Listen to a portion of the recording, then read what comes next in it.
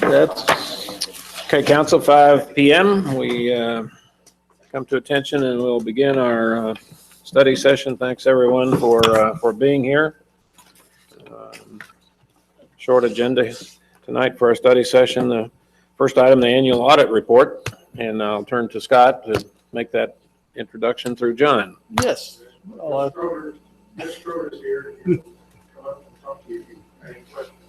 We didn't even get John's arms unfolded. Must be a pretty good report. He looks awful relaxed, doesn't he? Yeah, he does. I thought he might be a little tense, but I didn't see any tenseness in his. Not at all. Jeff, it seems like you were just here. Oh, it does seem like I was just here, and I'm thinking it was the first meeting in March a year ago, so the time certainly flies. Yeah, very good. Welcome. Thank you very much. No, it's a pleasure to be back and get a chance to visit with you. When I've got good results to go over, it makes my job a pleasure at a meeting like this, and that would explain the reason why John appears so relaxed. No, we do have, if you're used to hearing my remarks, and I think I see a couple of faces that that may have not heard my talk before. That's right. But for those of you who have heard, this is going to sound very familiar. We have, from our perspective, it was a fairly routine audit this year. We actually got a break from new standards and new reporting requirements, and we actually got a report that's pretty comparable to the year before, and we weren't required to make any significant changes. And I think that shows up in the results. For those of you who haven't heard me talk about this before, my job as the auditor is to give an opinion on these financial statements. These financial statements are the responsibility of the city's management. And what I do is I give an opinion on whether or not they're fairly stated in accordance with generally accepted accounting principles. And my first report starts out by explaining that. It explains the standards I adhered to while I was conducting my audit, and then it gets to the meat of it. And it is our opinion that these financial statements are fairly stated in all material respects in accordance with generally accepted accounting principles. That's the technical language that's in there. What that is an unmodified opinion or a clean opinion. That's the one everybody wants to get.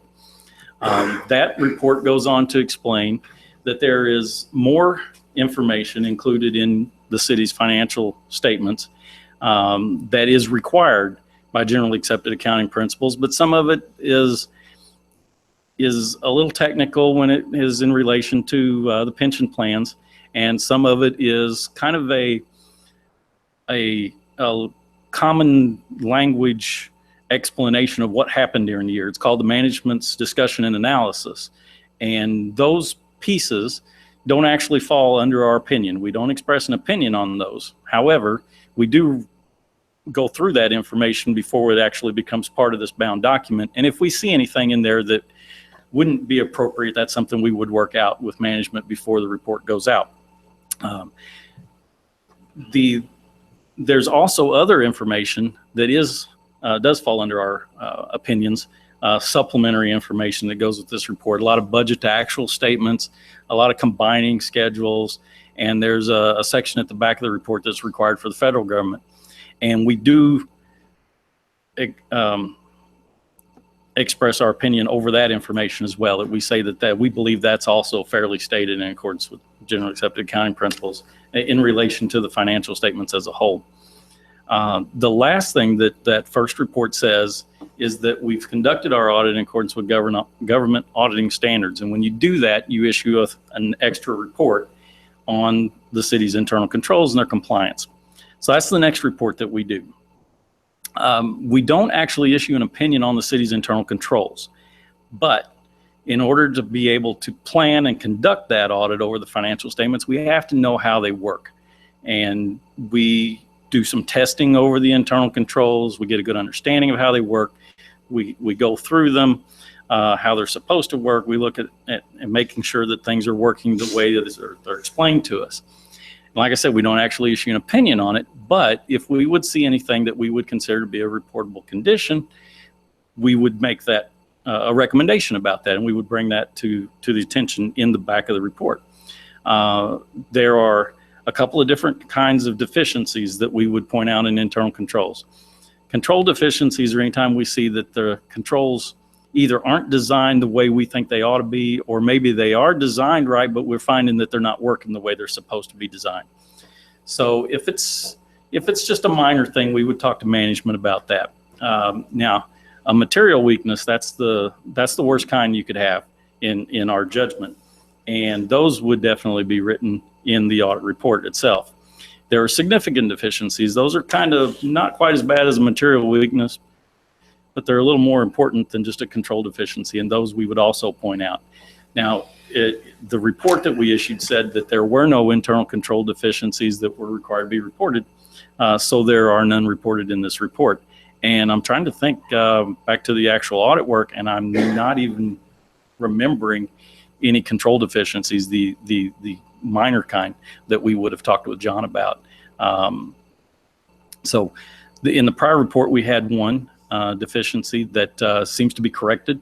We report that in the back of this report, that we go through the prior recommendations, and our recommendation has been implemented. So that's something we want to be sure and pass along too. But the second part of that report that I was talking about has to do with the city's compliance with laws and regulations and contracts and grant agreements and all sorts of different compliance that we would have been testing, because it would be financial in nature, related to the financial statements. And our report does explain that there were no instances of non-compliance that we need to report to the council. The next part of the report are the actual financial statements themselves. I know that you go through those in depth in the budget meetings and every month, so I'm not going to stand here and repeat your financial statements to you. I know you're very aware of those, and I think that would be a waste of your time. When you get further back to this report, you get to the third of our reports, and that's what I mentioned a minute ago. When you're dealing with federal expenditures, if you spend more than $750,000 in federal grant money, the federal government requires a whole nother layer on top of your regular audit that they want to know how you're spending their money. And their report is similar to the one I was just talking about, but they want to know about your internal controls in place for handling just their money, and they want to know about your compliance with just their grant requirements. And we tested the DNR revolving loan grant monies as a major program, and we tested the highway traffic and safety programs. There were several small programs that all come from the same original pot of money at the federal level, and we tested those as a major program as well. Went through those in depth. Those were programs that funded like seatbelt checks and things like that the federal government was paying your officers for their time to do those things. And our opinion was that we found no instances of noncompliance with the requirements of those grant agreements for both of those programs. And we also reported that we found no internal control weaknesses over how do we make sure that we comply with their requirements. So again, that was an unmodified opinion. That's a clean one. That's the one that you want to get. So that's kind of a nutshell version of the reports that we've got. I hate to spend all night going through all of the details of that large report, but that's what that's a summary of the 3 opinion letters that are in there. So, if anybody has any questions, I'd be glad to take a shot at those. Council, questions of Jeff? So I was happy to see you and hear you say no material weaknesses. Yes, sir. That's really you can conduct an audit perfectly, but if you find problems on our side, and that's really our concern. So it's great to see that even the really minor issues we had previously have been cleared up. And sometimes that comes because the accounting standards change the rules for the federal government. So I'm not surprised that with some consistency, it's easier to hit the target when that's not moving. So I never thought I'd say an audit is interesting, but I found at least the pages of the 153 that I read really interesting. And it's good to refresh our memories about what the city's overall fiscal picture looks like. So thanks for making us do that a couple times. Well, I'm glad we could do that, and I'm glad to have the opportunity to put it in the forefront of your mind, at least as a reminder once a year. One of the things that we don't report on, but it's always the case, and I'd like to mention that but the people that you've got that are responsible for the areas that we're spending our time on, Mr. Richborg and his folks, they really make our lives a lot easier. And some of you've heard me talk about this before. I hate to just tell you that my life was easier for this work, because this no reason for you to be excited that I had an easy time doing my work. The reason I tell you that, though, is because my life is generally easier when the folks I'm auditing are accountable for what they've done. And that's why I want to pass that along to you, is that the folks I was spending our time going through, they were able to account for what they had done. That's a compliment to John and our staff, and I think they did a Absolutely. great job. That's a good thing. Anyone else? Jeff, thank you, and I will echo that comment by Councilman Fox to John, his team, and all the way up through the staff. Those audit reports don't come back automatically. That's work throughout the year and diligence throughout the year. So, John, to you and your team, if you would pass that along from us at council, thank you. And we hope you keep your arms folded. Thanks, Jeff. Thank you all. Thank you very much. Thank you. Anyone here to appear before the council on any item that is not on the agenda tonight? Not on the agenda. Okay, we'll go through the agenda review, and I know we have some people in the audience, and I'm going to take the liberty of, Scott, of moving and talk about appointments to the Golf Course Advisory Board first. Absolutely. Some of these folks may have other things to do other than hear us talk about our agenda this evening. We do, council, have two appointments to the Golf Course Advisory Board this evening. And I'll call your attention to two items. Number one, Callie Walker is an incumbent, and I have had a recommend myself through to Mark Moore.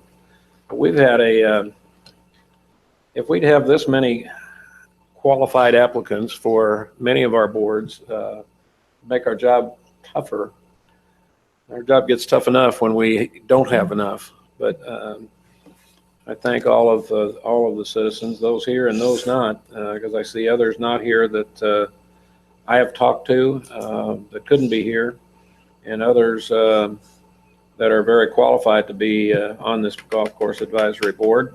We have two members to appoint tonight. So I'll open the floor to anyone who is here that would like to address the council as to their interest and qualifications for the Golf Course Advisory Board. Yes, ma'am. Judith? I'm Judith Ann Lang. Some of you know me. Absolutely. Yes. I feel that the golf board is important, as all the boards are in the city, for their advisory capacity. And I feel that the board right now lacks women, and especially senior women golfers. Golf has changed from gentlemen only, ladies forbidden, as my father thought it was.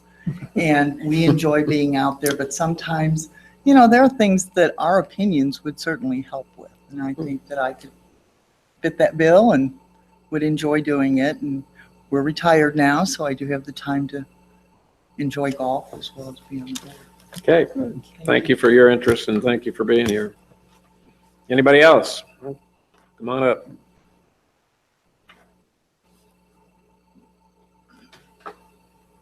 I'm Mark Moore. I'm an avid golfer. Been playing for over 40 years. Still relatively new to Cape Girardeau. Just moved here 4 years ago. My wife grew up here, Dr. Colleen Moore. I plan on being in this town for many, many years and wanted to help give back. I know golf. I coach golf. That's about all I do on the side. I coach volleyball also, but I have free time to get involved in stuff with the city, and I thought this was a good way to get started. Because I plan on making this town my home for many years and wanted to be involved and try to help out with the city any way I can. Very good. Thanks for being here, Mark. Anybody else? Okay. Now, Scott, if you'll take us through the agenda from the top. All right. We do have one presentation tonight for the Severe Weather Awareness Week proclamation. I guess it's timely after the recent tornadoes that our area has sustained. So we'll be making that presentation out front. Who's going to be here to accept? Oh, there he is. I'm Chief. sorry. Chief, I didn't see you. Everybody. We have Communication Reports Council. I'll be reporting on the training I went to for economic resilience in a time of emergency or in a time of economic downturn. Do you have things you wish to report?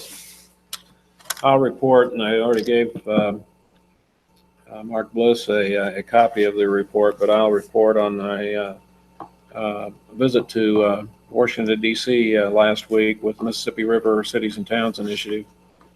75 mayors up and down the river that are working to restore and build our natural and rebuilt infrastructure along the river, including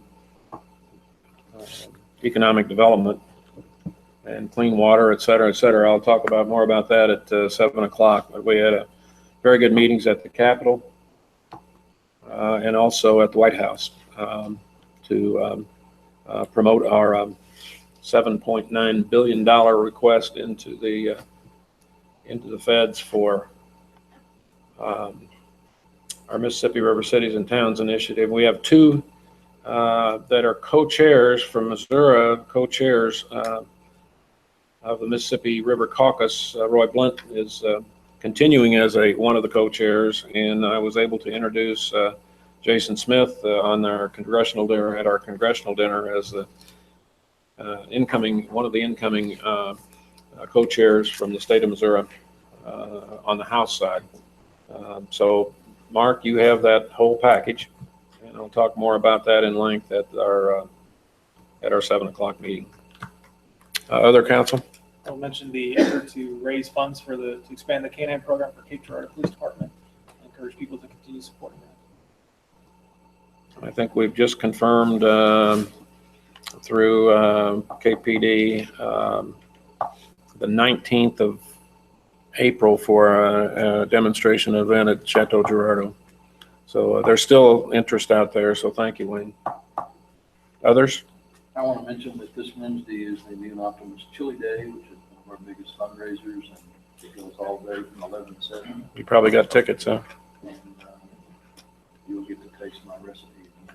Yeah, good. It's your recipe? And kill anybody yet. Yeah. We used to have the hot chili eating contest. There are a few people I got a little upset stomach, but they don't do that anymore. Okay. So the lawyers in the club kind of vetoed that. So. Okay, others? Here y'all, on Keep Cape Beautiful, I had an update. We had a meeting last week on that, and then I'd like to brag on a city employee that I got an email from a resident here in town. Okay. Okay, good.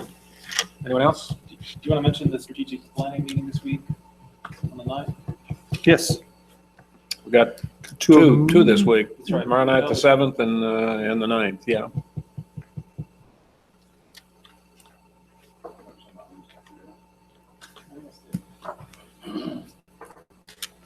So 5 and 6. So I'll let you both talk those, okay? Okay.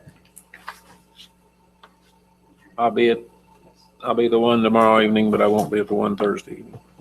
I'll have attended 5 out of 6. Almost. Thanks. Should I take that personally? Yeah, go ahead. Duly noted. Well, noting your absence, I will announce why you're going to be absent. Okay. Remind people that of the award you'll be receiving on Thursday night. I think it's worth noting. I'll write you an excused absence for that. Thank you. I appreciate it. I'll be in Branson for the state Parks and Rec annual meeting. Yes. And award. Appreciate that. Any others? We have 2 public hearings tonight. The first one is to rezone property at 2640 Hopper. This is from highway commercial to RUMD. This is that small trailer court that's right in there behind Dunkin' Donuts. Dunkin' Donuts, yeah. So, opportunity to redevelop that. And the second public hearing is for the preliminary development plan for the planned development on what is currently a Hobby Lobby and then that Dollar General store that's being built right now. It's that whole area into a planned development. I believe that hearing will be tonight and then also continued to the next meeting as well. Staff had a note that staff has asked to continue that, not close that, but continue it to the next meeting. Is that still on? Yes. I get nodding yes. Okay. So council, we will not close that public hearing. There's no action, of course, anyway this evening for that anyway, but we'll continue that to the next council session on the 20th. We'll have appearances, then we'll have the consent agenda. And that we'll have the minutes, and we'll have second, third reading of the property, transfer of the property on Rockwood Drive to the adjoining property owner. The second and third for Capital Real Estate subdivision, taking one lot into 2 there at Washington and Middle. Approving a record plat for the American RV Storage subdivision. That's on that abandoned Sunset right away, and marrying those 2 together. And then number 7 is the second, third reading of our change for fences that we approved the first reading of last time, making some changes that had been recommended by council earlier in the year. Scott, I'd like to make a motion that be amended. Okay. I thought staff did an excellent job with the ordinance. However, letter D, I would like to ask that we remove the words a residential use or district and also or a park. And the reason is that there are numerous cases that we have barbed wire alongside residential uses or districts, some of them being along city property. Chateau Girardeau has barbed wire along the residential use or district. Gorman Cemetery. When I went to Alma Schroeder School and St. Vincent's, they both had barbed wire. Often barbed wire is used to keep children out, strangely enough. But I don't disagree with the elementary or middle school or commercial daycare portion. But I found Ameren, Missouri's construction yard is all bounded by residential uses. And that wouldn't apply under the infrastructure section. So I don't know if any. Want to clarify that? Has any questions on, or if staff would like to provide any feedback. We did discuss that a little bit last time, but I don't know, Alex. They do have the option of applying for an exception. Under the current proposed language. I would prefer to see us, council, not take away property owners' rights and tell them that they can ask to have them back. I would prefer that we leave the rights intact. And when they apply for the permit, question if it is acceptable or not at that time. So are you suggesting to grandfather anyone who currently has it, or are you talking about changing the allowable uses in the ordinance as it stands now? Because there's obviously 2 different ways to accomplish that.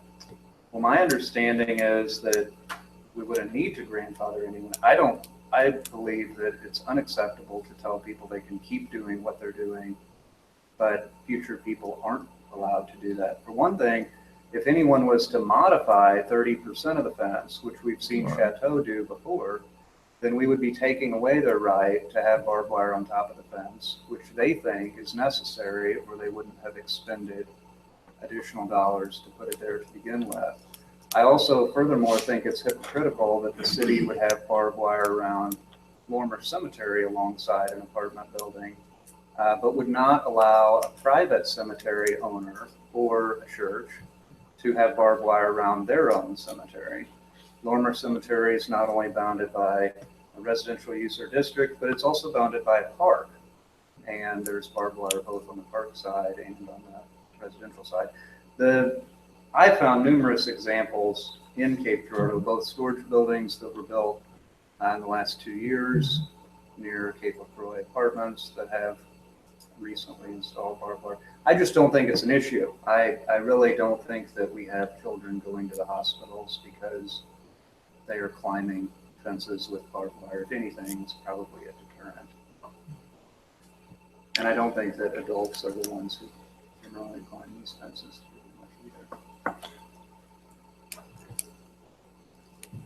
So I would suggest that we remove it from the consent agenda, have the discussion, and then you can make a proposed amendment at that time. Yes. Yeah, it'd have to come off the consent agenda.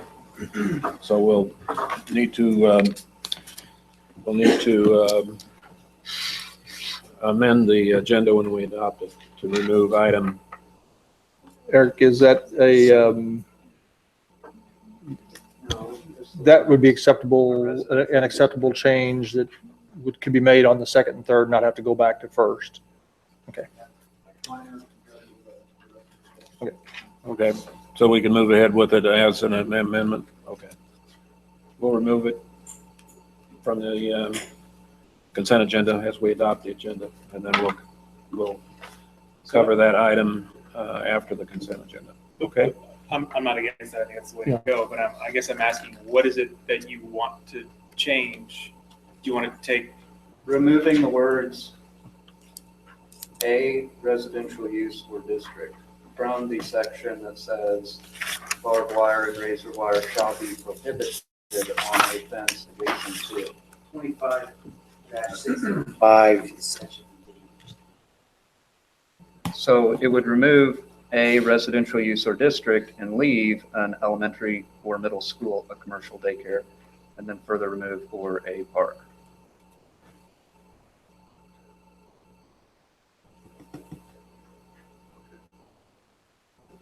Other comments from council? Everybody concurrent with Rose recommendation? That's fine. Okay, makes sense. Okay, If we could, Bruce, did you get that? We'll try to print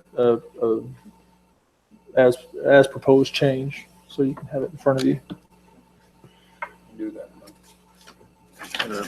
Okay, All right, number 8 is a license and indemnity agreement with Great Lakes Dredge and Dock for widening an entrance on 1350 North Water Street. This is the same company. LNI will be a resolution for that. And then number 9 is the adoption of the capital improvement program that we've been discussing now for several meetings. Number 10 is a resolution for our yearly letter of agreement with Southeast Missouri State University for the Historic Resource Survey. They'll be doing that this year. Number 11 is 11, 12, 13, and 14 are the emergency solutions grant to the 4 different agencies: Salvation Army, Safe House for Women, Catholic Charities, and the Community Caring Council that we do each year for emergency solutions. Right. And those are great agencies that are good partners in all those things. And then number 15 is acknowledging receipt of the annexation petition that we've received from the Fitzgeralds. This is out Limbaugh Lane near the indoor sports complex area. It's on the east side of Limbaugh Lane. Other than number 7, are there any others you'd like to remove or note? I'd like my vote on number 10. Item 10 would be the park roof extension because of my appointment. All right. Okay, Bruce, got that? Thank you. Others? All right, new ordinances. Number 16 is the first reading of the ordinance regarding the hearing of the change in zoning for the trailer court on Hopper Road. Is present for that. When we do the hearing, we'll move right to 16. Otherwise, we'll follow it up at with the new ordinances. Number 17 accepts the permanent water easement at Cape Central Junior High School.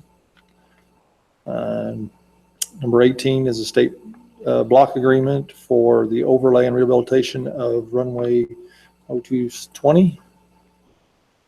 And number 19 will be the amendment to the solid waste and weeds regarding dumpsters. This is the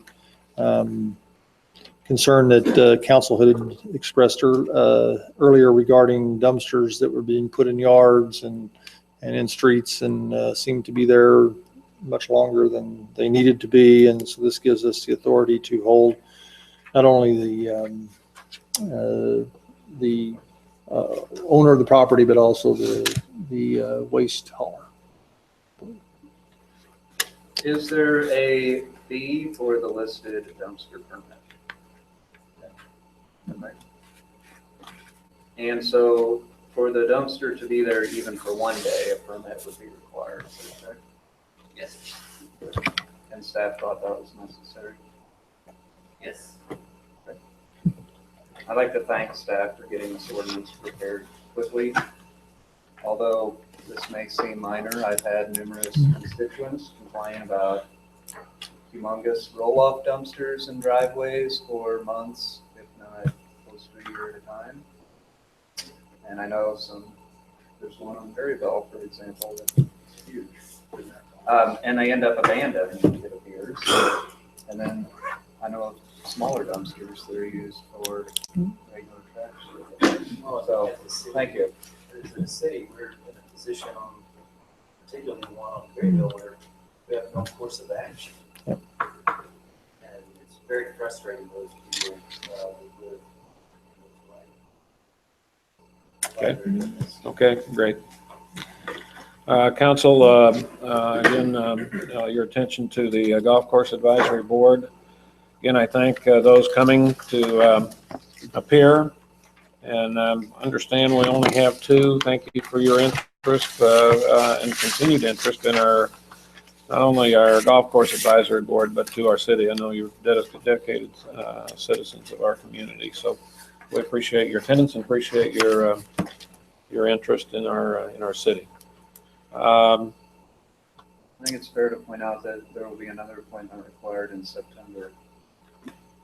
Coming up. Okay. Council, any other items of interest at our study session?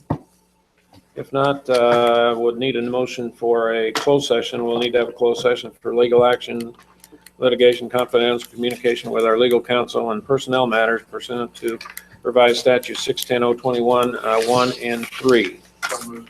Moved by Fox, second by Bowen. Those in favor, aye. Those opposed? We stand adjourned until 7 o'clock. Thank you.